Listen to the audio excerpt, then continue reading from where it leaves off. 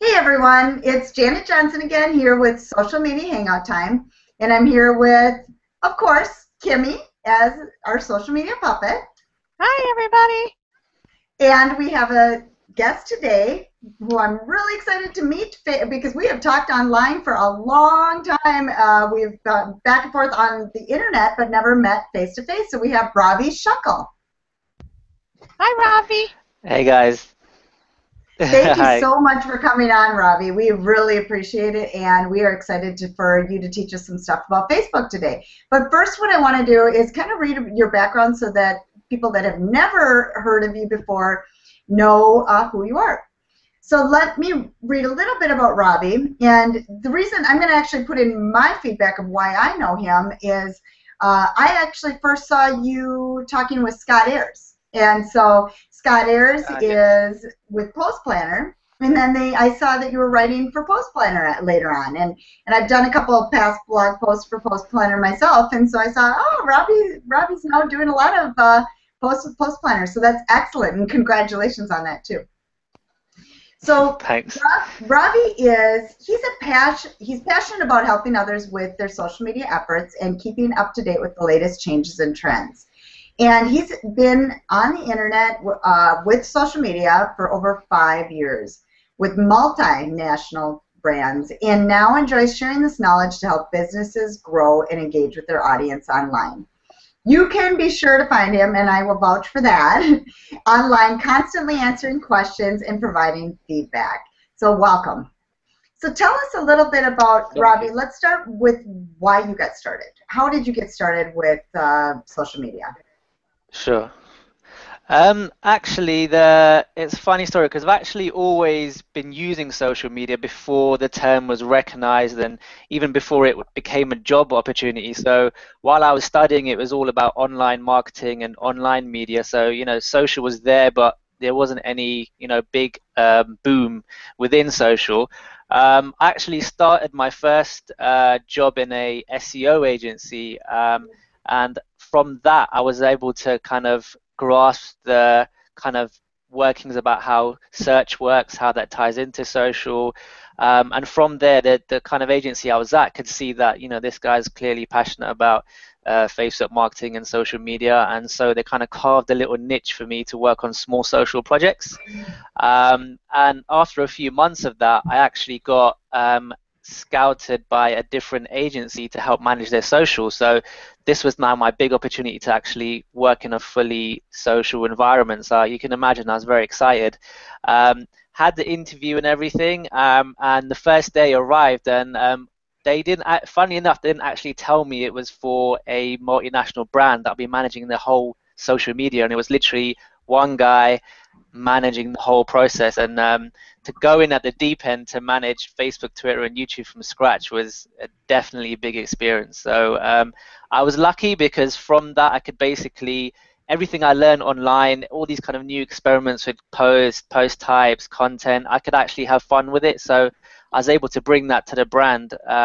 So I was doing that for a few years. So the start actually came about from, I guess, early MSN days. That's technically still social, talking back and forth.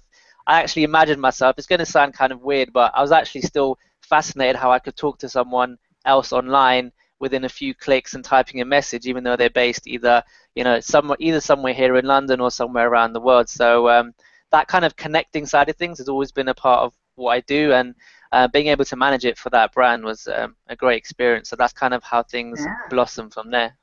Well, look at us. We're in the United States in rainy, thundery, stormy Minnesota right now.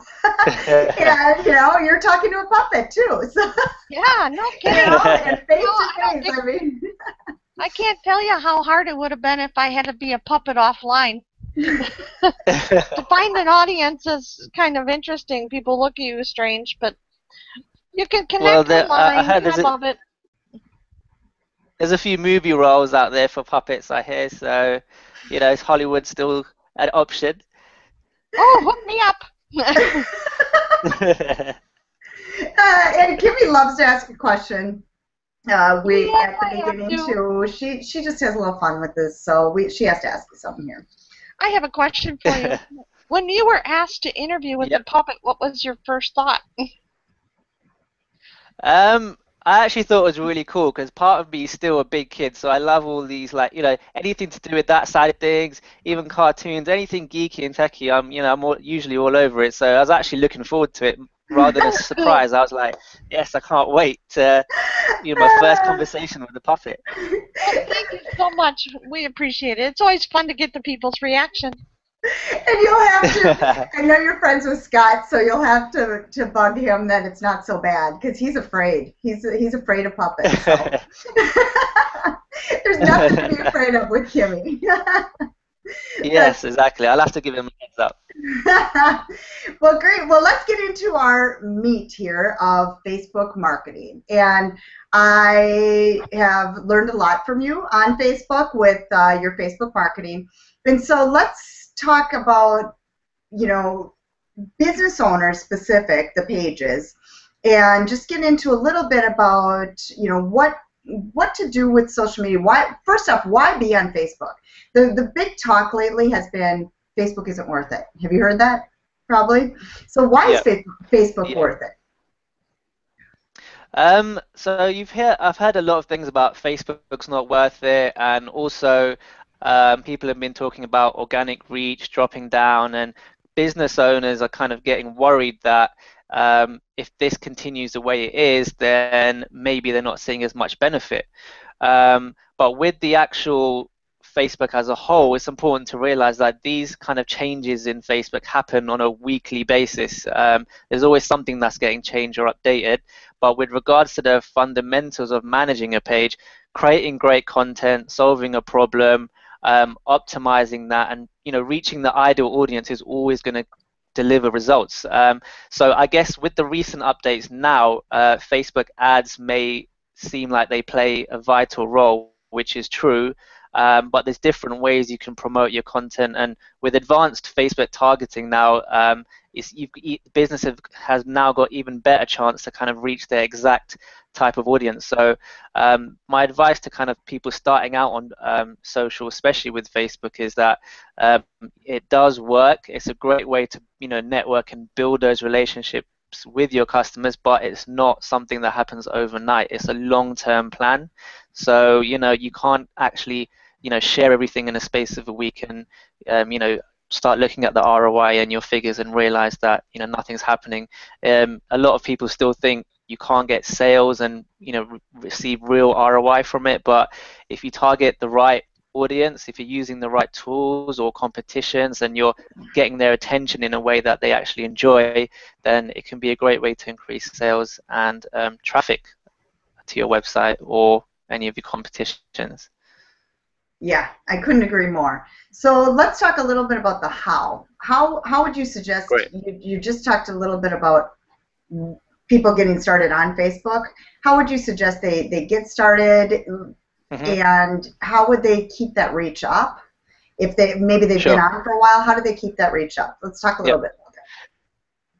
Great. So the way that you reach your audience, so obviously you have your existing fans. So whether you're starting from scratch or you already have an existing audience, the number one way to keep that reach up and engagement up is content. So that's content that you have to research. So what I'd advise kind of brands to do that are kind of struggling with that side of things is to create a content calendar. What that simply means is it could be as simple as an Excel table, but you have the days listed out, let's just say Monday to Sunday. You have them spaced out for the week or 2 weeks, and you literally plan what you're going to post. Now, a lot of businesses are kind of like, what do I post? There's so much information out there.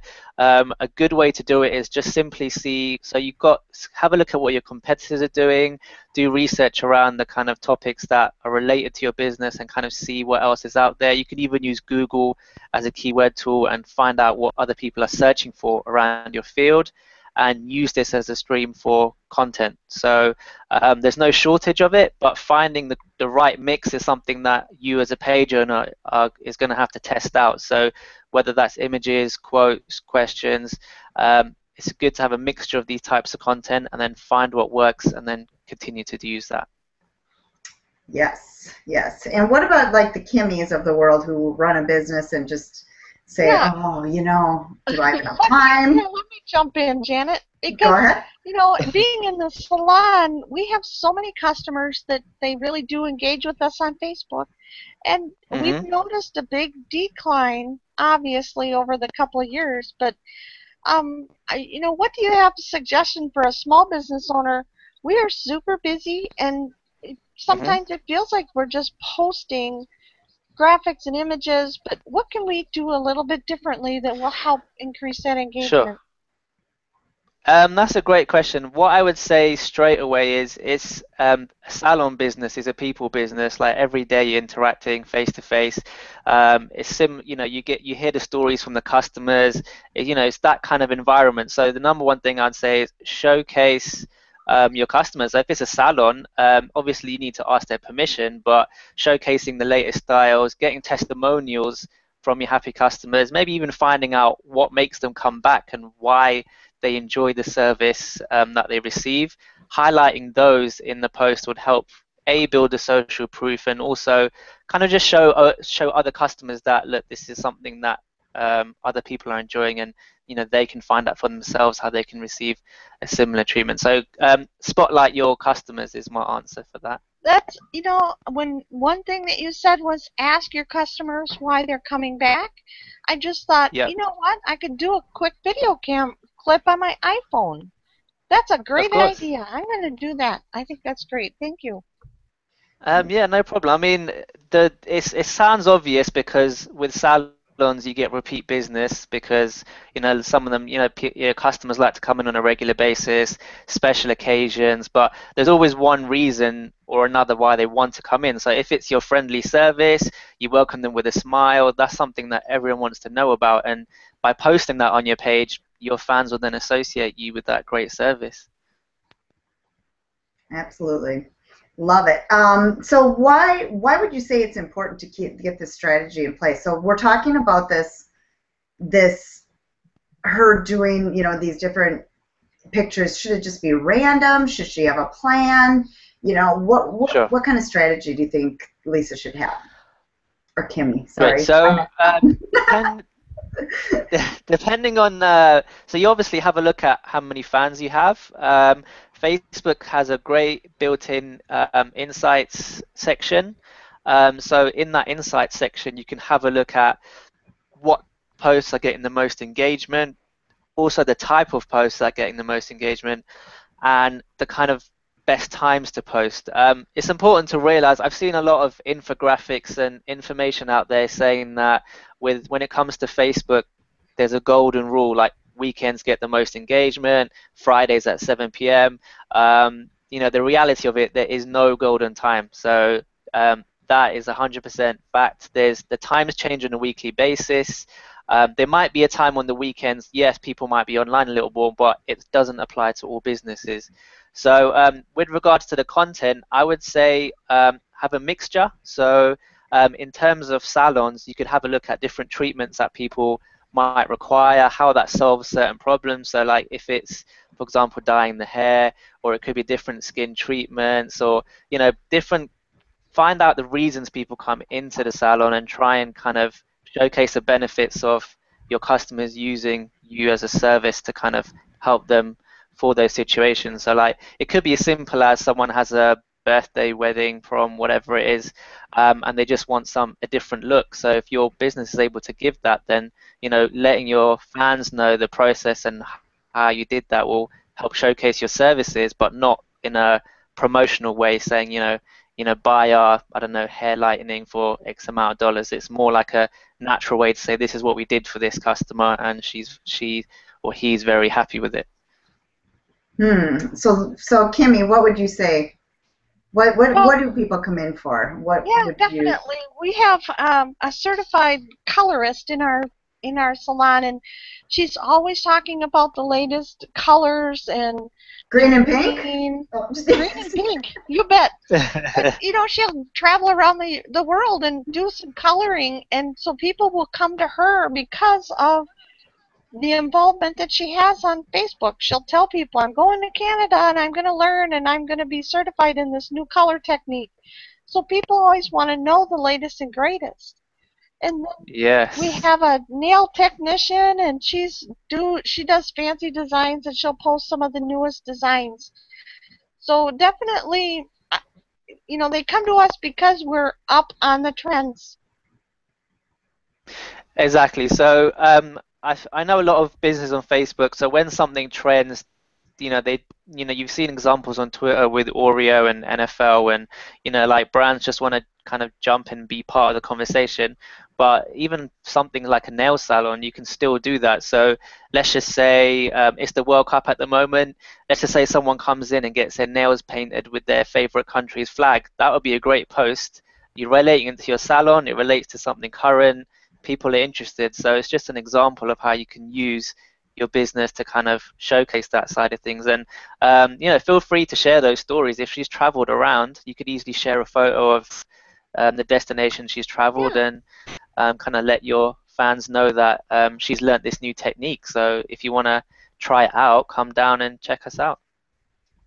that's a So great idea. kind of talking about piggybacking on the trending content. Do you want to kind of get into that a little bit more on how people would Yeah, find sure. that and do it? Sure. So on Facebook, if you go to your kind of home screen, so to say, so this is just where your profile is and everything. On the right-hand side, you'll see a trendings column. So it's similarly to Twitter, it just kind of displays the trending topics that are happening at the moment. So I think there's about 5 or 6 in that list, and you can kind of see more. So it's a just good way to you to have a snapshot to keep an eye on it. It's important to realize not every trend is going to suit your business. So like if it was Hmm. something, I don't know, a sporting event or something like, when the royal baby came, it seems like every brand had a say on it. So, not everything applies, but if there's certain fun things you think will fit in, then by all means, there are ways to kind of tie it into your brand in a clever way, like we mentioned with the World Cup. So it's not promotional, but at the same time, you're having fun with it. I like that, and I've seen some do the trending where they follow the trending content of sad news and kind of use that awful news to their benefit, and that's the type of thing I'd be careful of and watch out for because that's not what to use it for. So I love your point is it needs to relate to your business, and you want to make it something that is relatable and fits in because you don't want to just use things for the benefit of to promote yourself. Yeah, yeah. I mean, if there's a way to cleverly tie it in without directly, relating to it, then by all means go for it. I mean, nail salon or salons is closely related to fashion, so there's always premieres, there's always fashion shows. So, showcasing maybe a certain celebrity's look, and if you're able to replicate something similar, and one of your customers is like, "Thanks, you've done a great job." I've got a certain look and feel, so if you can relate that to something that's happening with fashion, then that's always going to be something people are looking for example. But just finding current trends that are, relatable to your business, or finding a fun way to tie it in, is always a great way to kind of find content and help the content spread as well. Yes, yes, I agree. So what trends are you noticing right now? Like what trends in the world of social media, Facebook, that kind of thing? What's kind of your Sure. predictions for the future here? Um, so people are getting busier every day. We've got less and less time. And that's why things like Instagram and Pinterest and those social networks have flourished, because you just need to use your mobile. You literally scroll through and you've kind of consumed the content in a couple of seconds. I mean, double tapping does not take any time. So in that sense, we've got less time now to grab the kind of attention of our customers or our fans. So visual content is going to be huge. That in the form of video. So Instagram have obviously got video. Pinterest, and not a lot of people are aware of a video. You can use video as well as images, and as well as Facebook. So I would definitely make your post more visual. So practical examples would be for your blog posts. They offer the link image preview. So it's great to kind of optimize your images to fit the preview but also to stand out. So you can either, play around with the colors, use kind of bold images, use that visual space to kind of grab your users' attention. You'll see it commonly in viral websites like, a woman, saw a hidden cave. You never guess what she discovered. It's like the intrigue makes you want to go and click the link. So if you can build the intrigue on your posts, so find out why the latest style got her, a photo shoot or whatever it was. So like if you can find a way to build that interest, then I think visual content is the way to go. So video and images need to be optimized to kind of stand out. And then you brought up the other point you brought up was mobile. Mobile is becoming. Yes, so exactly. So mobile is a huge part of it. Facebook's mobile users are increasing on a yearly basis at a rapid rate. So we've now seen recently they've kind of started introducing, well, it's going to soon to come out, so like a search feature for kind of posts, and ads are now obviously mobile optimized. If you've got an app, you can kind of optimize your ads for mobile downloads. It's something you definitely need to consider when creating your content, because if it is visual, then that's something that someone will notice on their mobile a lot quicker than a typical link post that hasn't been optimized. So visual content and video content are both a great way, and just making it shareable. So if your website is mobile optimized, that's another essential part. A lot of people click these links on Facebook via their mobile, so if it does take them to your website, you need to ensure that the image is there and the content, everything's mobile optimized, and also offers easy sharing. So having that in place is definitely going to be something that you want to look at moving forward. Fantastic. Those are great tips. I think these are very important to look at. We did have a conversation with another interview all about the mobile website, stuff like that. But I know I'm sure you guys too just get, it drives me crazy when I click on a link on my phone. You can't open it, or it's, you have to scroll side to side or something like that. So it just shows, if we're annoyed, think about the people that we're marketing to. So everybody needs to remember that, to look at their stuff via mobile also, so that they're putting the right stuff out there. Yeah, I mean, another thing.